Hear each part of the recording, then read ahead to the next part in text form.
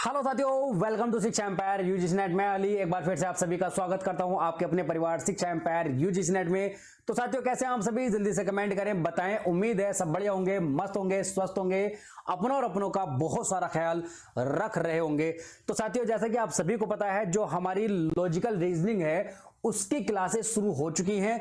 उसमें हमने है ना एक क्लास ले ली है, एक क्लास हो चुकी है, एक नहीं दो क्लास हो गई है हमारी। आज तीसरी क्लास है, आज तीसरी क्लास है लॉजिकल रीजनिंग की। और आज जो हम देखेंगे, जो हम पिछली क्लास में शुरू किए थे ना, इंडक्टिव एंड डिडक्टिव रीजनिंग या इंडक्टिव एंड डिडक्टिव आर्ग्यूमेंट, है ना। तो डिडक्टिव आर्ग्यूमेंट को हमने शुरू किया था। और डिडक्टिव आर्ग्यूमेंट के अंदर जो हम दो चीज देखते हैं, एक मतलब डिडक्टिव आर्ग्यूमेंट को मतलब वो सही है या नहीं, माननीय है या अमाननीय है ना।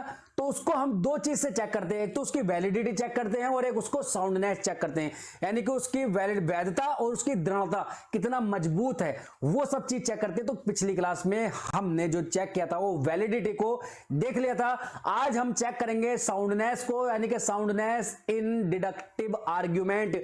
Very very most important topic आज का होने वाला है हमारा यूजीसी नेट पेपर 1 के लिए, जो हमारी 6 नंबर की यूनिट है लॉजिकल रीजनिंग।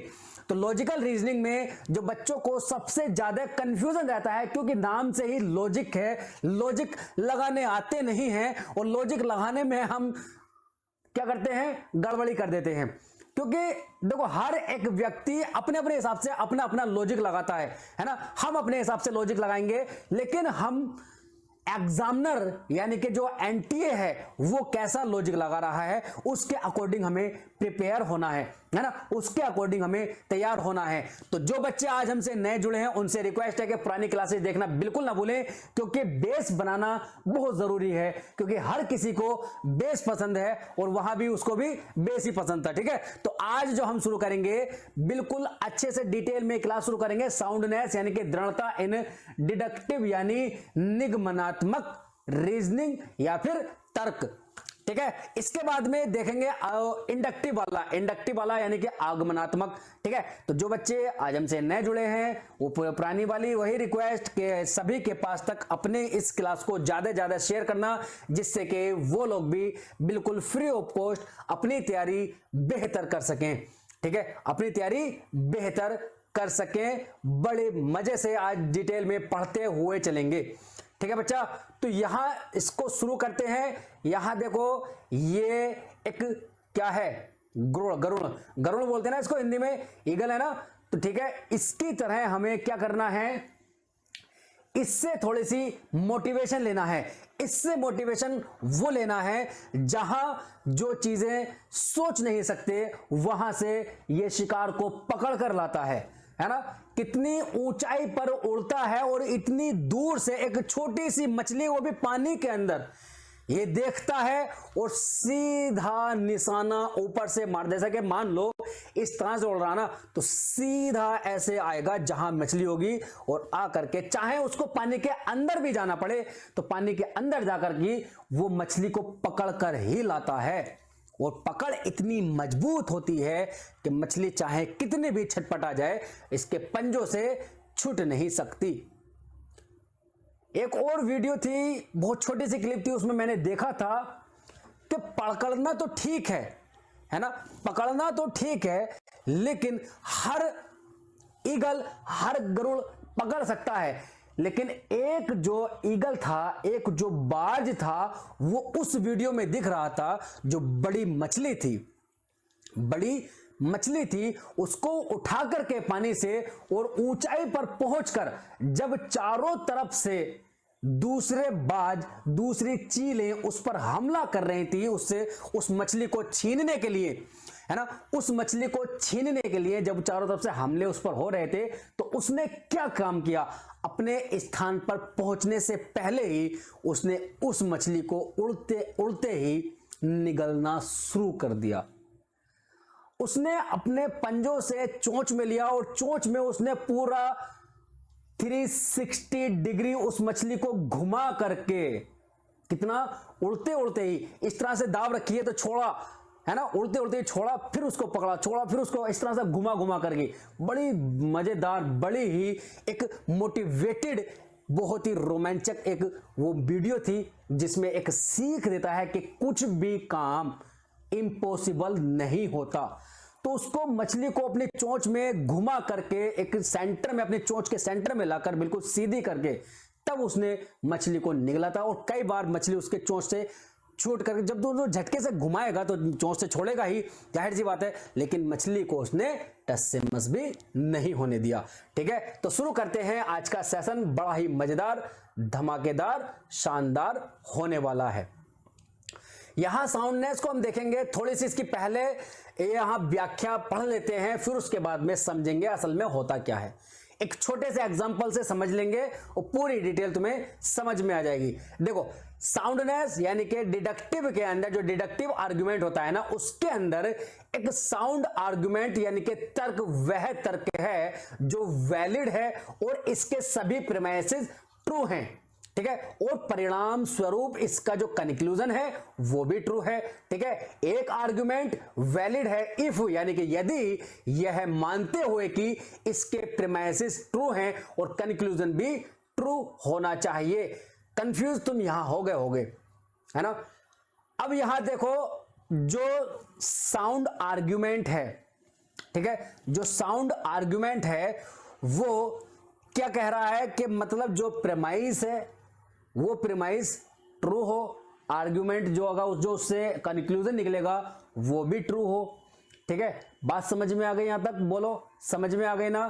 ठीक है, और कंक्लूजन जब ट्रू होगा तो वहां क्या होगा? दृढ़ होगा, यानी कि साउंडनेस वो आर्गुमेंट होगा। इसके अंदर भी दो चीजें आती हैं। एक जो ये आर्गुमेंट, डिडक्टिव आर्गुमेंट जो होता है वो एक तो होता है साउंड और एक होता है अनसाउंड। ठीक है, और एक होता है वैलिड जो हमने पिछली क्लास में देखा, और एक होता है इनवैलिड, है ना। यहां देखो, साउंड जो होगा वो वैलिड होगा, यानी कि एक तो पहला तो इसको वैलिड होना है, वैलिड होना है, फिर उसके बाद में ट्रू प्रीमाइसेस के होने चाहिए। ठीक है, प्रीमाइसेस के ट्रू होने चाहिए, तो क्या होगा? वो क्या होगा? साउंड होगा। अब यहां पर थोड़ी सी चीजें क्लियर कर दे रहा हूं मैं, है ना, थोड़ी सी चीजें यहां मैं तुम्हें क्लियर कर दे रहा हूं। ये पहले एग्जांपल देख लें, यहां समझ लेते हैं थोड़ा सा जरा। अब तक जो हमने पढ़ा था ना वो डिडक्टिव आर्गुमेंट को पढ़ा था, यहां समझ लो थोड़ा सा चीज, एकदम मैं रफली समझा दे रहा हूं ना, आर्गुमेंट या फिर रीजनिंग। ठीक, अब इसमें क्या होगा? इसमें क्या होगा? इसमें देखो, एक आता है वैलिडिटी चेक करते हैं इसकी हम, और एक करते हैं हम इसकी साउंडनेस, है ना, साउंडनेस। ठीक है, साउंडनेस। इसके अंदर एक होता है इनवैलिड और एक होता है वैलिड, एक होता है इनवैलिड। ठीक है, ये हो गया। इसके अंदर होता है एक साउंड होता है ना, एक साउंड होता है और एक होता है यानी कि दृढ़, और एक होता है अनसाउंड, है ना, अनसाउंड यानी कि कमजोर यानी वीक। ठीक है, अब बात करते हैं जो साउंड होगा। एक होता है साउंड वाले में हम कहते हैं कि स्ट्रॉन्ग साउंड कह लो या फिर वीक साउंड कह लो, है ना, यानी कि साउंड और अनसाउंड होता है।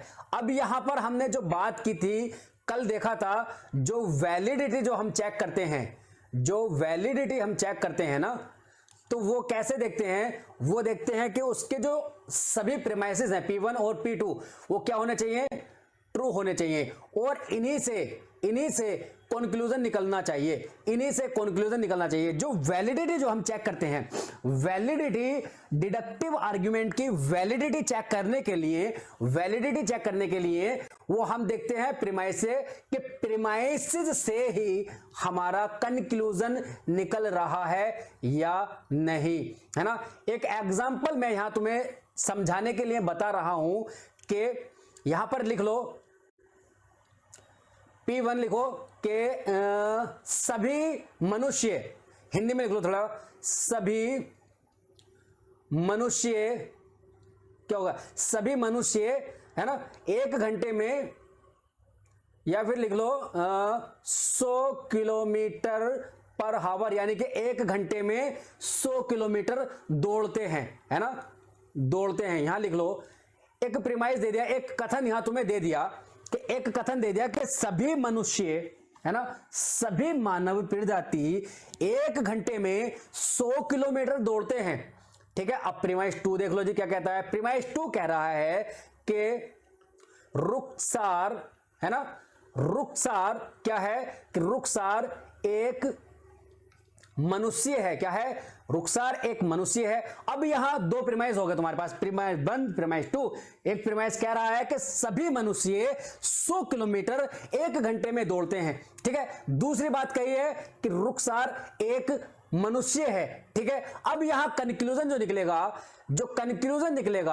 हम कंक्लूजन इसी के अनुसार, है ना, इसी के अनुसार हम एक कंक्लूजन निकाल सकते हैं। वो क्या कंक्लूजन निकाल सकते हैं कि जो यहां से कंक्लूजन निकालेंगे हम, देखो रुखसार क्या है, रुखसार 1 घंटे में 100 किलोमीटर दौड़ती है। ठीक है, 1 किलोमीटर मतलब 1 घंटे में 100 किलोमीटर कौन दौड़ती है? रुखसार। क्यों दौड़ती है? क्योंकि यहां एक जानकारी दी गई है कि सभी मनुष्य 100 किलोमीटर 1 घंटे में दौड़ते हैं। और यहां देखो एक गोले से समझ लेते हैं, डायग्राम से समझेंगे कि सभी मनुष्य आ गए यहां। ठीक है, क्या आ गए जी बच्चा? यहां ये आ गए मनुष्य, ये पूरा मनुष्य का गोला है, जितने भी मनुष्य है सभी के लिए। ठीक है, एक छोटा गोला इसके अंदर आ जाता है, वो किसका आ जाता है जी? वो आ जाता है रुखसार का गोला। अब ये जो गोला है, ये गोला पूरी मनुष्य प्रजाति के लिए है ना, तो मनुष्य प्रजाति के लिए जब पूरी मनुष्य प्रजाति 1 घंटे में 100 किलोमीटर दौड़ रही है, तो जब रुखसार भी एक मनुष्य है ना, तो रुखसार जब एक मनुष्य है तो उसको 100 किलोमीटर 1 घंटे में दौड़ने में तो कोई दिक्कत नहीं होनी चाहिए। तो रुखसार भी 1 घंटे मतलब 1 घंटे में 100 किलोमीटर दौड़ेगी। तो यहां ये बात कही गई है। तो इसका मतलब क्या है? जो कंक्लूजन है वो प्रीमाइस से ही निकला है। जो कंक्लूजन है वो प्रीमाइस से ही निकला है। ठीक है, बात समझ में आ रही है? और जहां कंक्लूजन प्रीमाइस से ही निकले, वो होता है, वो क्या होता है? वो होता है वैलिड डिडक्टिव आर्ग्यूमेंट। क्या होता है? Valid deductive argument. और जहां पर कंक्लूजन प्रीमाइसिस से या आधार वाक्यों से नहीं निकलता है, या कंक्लूजन का जो संबंध है वो आधार वाक्यों से निकलता हुआ ना मिले, वहां होगा इनवैलिड डिडक्टिव आर्ग्यूमेंट। अब यहां वैलिडिटी हम चेक कर लिए, हम दो ही चीज चेक करते हैं, एक साउंडनेस। अब इसी एग्जांपल से यहां देखो P1 था हमारा कि मनुष्य 100 किलोमीटर है ना, 100 किलोमीटर पर हावर 1 घंटे में दौड़ते हैं। ठीक है, और P2 क्या था? P2 था कि रुखसार एक मनुष्य है ना, एक मनुष्य है। ठीक है, तो कंक्लूजन जो निकल गया था, कंक्लूजन क्या था? अब यहां हम साउंडनेस जो चेक करेंगे, कि साउंडनेस जो होती है, साउंडनेस चेक करने के लिए हमें एक चीज ध्यान देना होता है कि प्रीमाइसिस जो है, जो आधार वाक्य हैं, उनके अंदर जो डेटा है, उनके अंदर डेटा सही है या गलत है। ठीक है, यहां हम कंक्लूजन को चेक करने के लिए बताते हैं कि जो हमारा प्रीमाइसिस है, P1 हो या एक ही प्रीमाइसिस हो या अनेक हो, उन सभी में हम देखेंगे जो डेटा है वो सही है या नहीं। अब यहां पर जो हम देख रहे थे कि रुखसार 100 किलोमीटर पर हावर दौड़ती है। ठीक है, ये कंक्लूजन निकल कर आया। ठीक, अब ये कंक्लूजन तो निकल कर आ गया। ठीक है, वैलिड तो ये वैलिड तो है, यानी कि वैलिड डिडक्टिव आर्ग्यूमेंट तो है, मान्य तो है, क्योंकि हमारा कंक्लूजन किससे निकल रहा है? आधार वाक्यों से, प्रीमाइसिस से निकल रहा है। लेकिन प्रीमाइसिस के अंदर अगर हम साउंडनेस को चेक करें, है ना, साउंडनेस को चेक करें तो साउंडनेस इसकी क्या होगी? नहीं होगी, ये अनसाउंड होगा। क्यों होगा अनसाउंड? ये अनसाउंड क्यों होगा? क्योंकि इसके अंदर जो यहां वैल्यू दी है, जो डेटा दिया गया है, वो एग्जिस्ट नहीं करता। अब मनुष्य है, अब 100 किलोमीटर 1 घंटे में मनुष्य कैसे दौड़ सकता है ना? 1 घंटे में मनुष्य कैसे दौड़ सकता है? नहीं दौड़ सकता ना, बोलो, नहीं दौड़ सकता ना, नहीं दौड़ सकता भाई, नहीं दौड़ सकता। ठीक है, तो तो यहां हमारी जो वैलिड आर्गुमेंट है, मतलब जो हमारा डिडक्टिव आर्गुमेंट होगा वो वैलिड तो है, ये वैलिड तो है लेकिन अनसाउंड है, साउंड नहीं है। ठीक है, यहां बात समझ में आ गई? बोलो आ गई होगी, बिल्कुल आ गई होगी। अब हम इसके एग्जाम्पल पर चलते हैं जो हमारे पास हैं। ठीक है, यहां देखते हैं, ये चीज हमने समझ ली है। अब यहां इसके एग्जाम्पल देखते हैं। देखो, example of a sound argument is the following, well known as syllogism. ठीक है, एक सिलोगिज्म की तरह इसको हम जानते हैं। इसका एक एग्जाम्पल देखते हैं, जैसे कि all man are mortal. Mortal मतलब बोलो, कल की क्लास में बताया था क्या होता है, क्या होता है बच्चा? नश्वर। सभी मनुष्य नश्वर हैं। सोक्राट्स एक मनुष्य है ना? तो सोक्राट्स एक मनुष्य है। तो जब सोक्रात मनुष्य है और सभी मनुष्य नश्वर हैं, तो सोक्रात भी तो क्या होगा? सोक्रात भी तो एक क्या होगा? नश्वर ही हुआ ना। तो यहां जो कंक्लूजन निकला, देयरफॉर सोक्रात इज ए मॉर्टल। ठीक है, निष्कर्ष की तार्किक आवश्यकता के कारण यह तर्क मान्य है, वैलिड है। क्या है? वैलिड है, क्योंकि तर्क मान्य है और इसके आधार सत्य हैं, इसलिए तर्क ठोस है, यानी कि क्या है? साउंड है। साउंड है। क्यों साउंड है? क्योंकि इसका जो कंक्लूजन निकला है, कंक्लूजन किससे निकला है? प्रीमाइसिस से ही निकला है। और इसकी जो भी इसकी मतलब इसकी जो वैल्यूज है, जो इसमें डेटा है, वो भी सही है ना? जब प्रीमाइसिस ट्रू है तो कंक्लूजन भी ट्रू है, दोनों चीज ट्रू है। तो जब दोनों चीज ट्रू है तो ये क्या होगा? दृढ़ वाक्य होगा, दृढ़ आर्गुमेंट होगा, दृढ़ तर्क होगा, साउंड आर्गुमेंट होगा। ठीक है, हालांकि यहां कुछ चीजें लिखी हुई हैं कि हालांकि एक तर्क यानी कि एक आर्गुमेंट बिना साउंड हुए भी वैलिड हो सकता है ना? साउंड नहीं भी हो तो भी वैलिड हो सकता है। कैसे? सभी पक्षी उड़ सकते हैं, बिल्कुल सही। ठीक है, और पेंगुइन पक्षी है, ठीक है, इसलिए पेंगुइन उड़ सकते हैं। अब यहां पर क्या होता है? देखो, पेंगुइन उड़ सकते हैं, ये क्या है? वैलिड तो है। क्या है ये? वैलिड तो है। क्यों? क्योंकि ये जो कंक्लूजन निकला है ये प्रीमाइसिस से, आधार वाक्यों से ही निकला है, और आधार वाक्यों से निकला हुआ जो कंक्लूजन होगा वो वैलिड होगा। अगर आधार वाक्यों से नहीं निकलता हुआ नजर है तो इनवैलिड होगा, लेकिन यहां सही है, वैलिड है। लेकिन अब इसके साउंड देखने के लिए, साउंड में इसका जो प्रीमाइसिस है वो जो डिपेंड करते हैं, यानी कि इसका साउंड जो डिपेंड करती है वो प्रीमाइसिस पे डिपेंड करती है, और इसका प्रीमाइसिस जो है वो क्या है? इसमें डाटा गलत है। सभी पक्षी उड़ सकते हैं, ये गलत है ना? ये गलत है। क्यों गलत है? क्योंकि सभी पक्षी उड़ नहीं सकते। कुछ पक्षी ऐसे होते हैं जो नहीं उड़ सकते हैं, है ना? कुछ पक्षी ऐसे होते हैं जो नहीं उड़ सकते हैं। ठीक है, जैसे कि शुतुरमुर्ग। जैसे कि शुतुरमुर्ग देखा होगा तुमने, है ना? शुतुरमुर्ग देखा होगा, वो उड़ता नहीं है, तो इसलिए हम कह सकते हैं। और उड़ता वो नहीं है, आता किसमें है? पेंगुइन, उसमें आता है पक्षियों में। ठीक है, बात समझ में आ गई? ओके, आ गई तो अच्छी बात है, नहीं आए तो कमेंट करना, फिर से समझाएंगे। ठीक, ये यहां बात हो गई। ये वैलिड तो है लेकिन साउंड नहीं है ना? साउंड नहीं है। समझ में आ गई बात? बोलो आगे बात समझ में? आगे चले। अब यहां हम देखते हैं, क्या देखेंगे? Inductive argument. इंडक्टिव आर्गुमेंट, देखो यहां मैं दो चीज लिख दे रहा हूं। जो डिडक्टिव आर्गुमेंट के लिए, डिडक्टिव आर्गुमेंट के लिए जो हम वैलिडिटी चेक करते हैं, वैलिडिटी चेक करते हैं, वो वैलिडिटी जो कंसर्न होती है किससे जुड़ी होती है? वो जुड़ी होती है कंक्लूजन से। किससे? कंक्लूजन से। और जो साउंडनेस हम चेक करते हैं, साउंडनेस जो हम चेक करते हैं वो जुड़ी होती है प्रीमाइसिस से। ठीक है, प्रीमाइसिस से। ओके, चले फिर यहां देखते हैं, हम इसके बारे में जानते हैं। किसके बारे में जानेंगे बच्चा?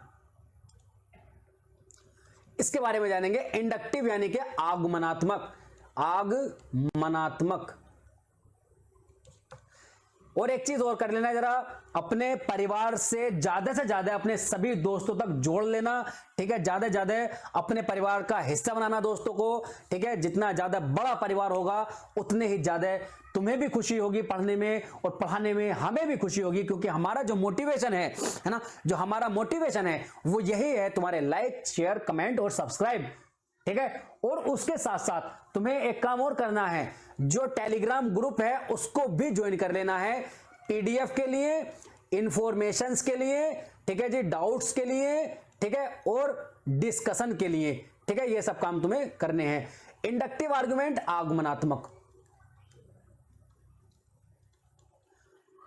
आगमनात्मक, ठीक है।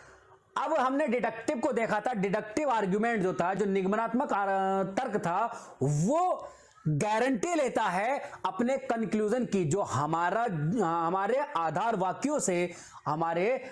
वाक्यों से निकला हुआ कंक्लूजन जो है वो क्या है, 100% सही है, वो गारंटी लेता है, ठीक है। लेकिन जब हम बात करते हैं इंडक्टिव की, जब हम बात करते हैं आगमनात्मक तर्क की, तो आगमनात्मक तर्क जो होता है वो संभावनाओं पर, कहां पर,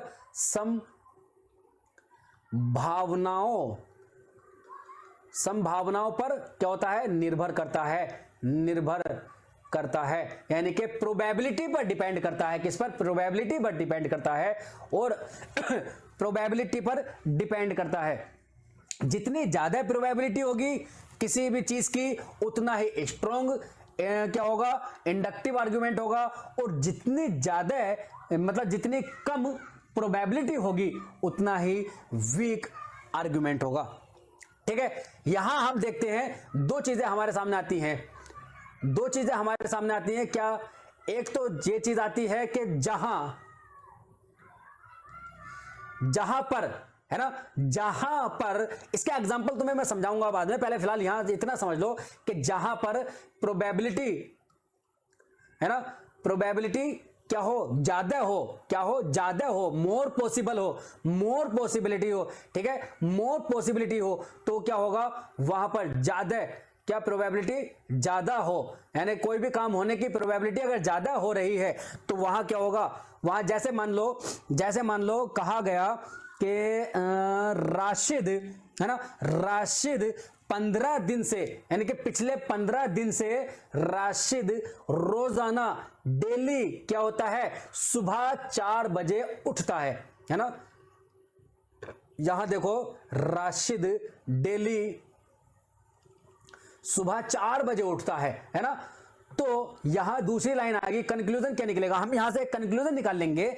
क्या कंक्लूजन निकाल लेंगे बच्चा, कंक्लूजन ये निकाल लेंगे कि जब पिछले 15 दिन से डेली उठता है 4 बजे, ठीक है, तो ज्यादा पॉसिबिलिटी है ना, हो सकता है कल को भी, है ना, हो सकता है कल को भी राशिद 4 बजे ही उठे, है ना। तो यहां क्या होगा, यहां ज्यादा यानी मोर प्रोबेबिलिटी है या मोर पॉसिबिलिटी है, ठीक है। तो जहां पर मोर पॉसिबिलिटी होगी वहां क्या होगा, वहां स्ट्रॉन्ग आर्गुमेंट होगा, ठीक है बच्चा, वहां पर स्ट्रॉन्ग आर्गुमेंट होगा जहां पर ज्यादा पॉसिबिलिटी होगी, ठीक है। अब यहां पर दूसरी चीज देखें, एक चीज ये हो गई ज्यादा वाली, जहां पर प्रोबेबिलिटी क्या होगी, कम होगी, जहां पर प्रोबेबिलिटी कम होगी, जैसे कि कहा गया कि राशिद 4 बजे कभी नहीं उठता, है ना, कहा गया है कि राशिद 4 बजे कभी नहीं उठा, आज तक सुबह को 4 बजे राशिद कभी नहीं उठा है ना। हो सकता है ना, हो सकता है, कोशिश कर लो, देख लो, कल को शायद उठ जाए, कभी उठा नहीं है, शायद कल को उठ जाए, कोशिश करके देख लो। तो क्या होगा, यहां बहुत ही कम पॉसिबिलिटी है, यानी कि लेस पॉसिबिलिटी है, लेस प्रोबेबिलिटी है। तो जहां पर लेस प्रोबेबिलिटी होगी वहां क्या होगा बच्चा, वहां होगा वीक आर्ग्यूमेंट, ठीक है, समझ में आ गई बात। जहां पर ज्यादा पॉसिबिलिटी हो काम को होने की, वहां पर क्या होगा, वहां पर स्ट्रॉन्ग आर्गुमेंट होगा, और जहां पर कम पॉसिबिलिटी होगी वहां पर वीक आर्गुमेंट होगा। जैसे कि मान लो क्रिकेट मैच चल रहे हैं ना, क्रिकेट चल रहे हैं और इंडिया लगातार हर मैच में जीत रही है। पिछले 3-4 मैचों में वो लगातार बहुत अच्छे परफॉर्मेंस से जीती है इंडिया, ठीक है। अब अगला फाइनल मैच में जब इंडिया प्रदर्शन करने जाएगी, खेलने जाएगी, है ना, तो वहां पर हम पिछले आधार वाक्यों से आज भी जीत गई, आज भी जीत गई, आज भी जीत गई, 3 वाक्य हो गए ना। तो अब हम कंक्लूजन निकाल लेंगे इन सभी आधार वाक्यों से कि इंडिया फाइनल में भी जीत जाएगी। तो यहां क्या है, ज्यादा पॉसिबिलिटी है।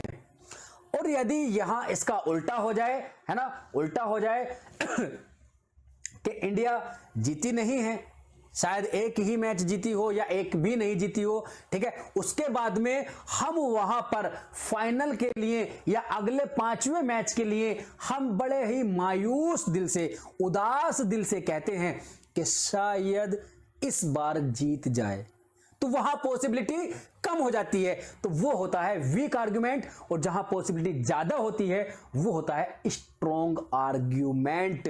समझ में आ रही है बात या नहीं, बोलो। और जो इंडक्टिव आर्ग्यूमेंट है ये किस पर कंसर्न होता है, किससे जुड़ा होता है, ये कंक्लूजन से जुड़ा होता है। किससे जुड़ा होता है बच्चा, कंक्लूजन से जुड़ा होता है। किससे जुड़ा होता है, कंक्लूजन से जुड़ा होता है। अब यहां तुम एक और देख लो आर्ग्यूमेंट। P1 में देखो, P1 है जैसे कि सभी मोर जई खाते हैं। एक प्रकार का चारा होता है जानवरों का, है ना, जई खाते हैं। अब P2 है कि यह पक्षी मोर है, यह पक्षी मोर है। तो कंक्लूजन क्या निकालेंगे हम, शायद यह पक्षी जई खाता हो।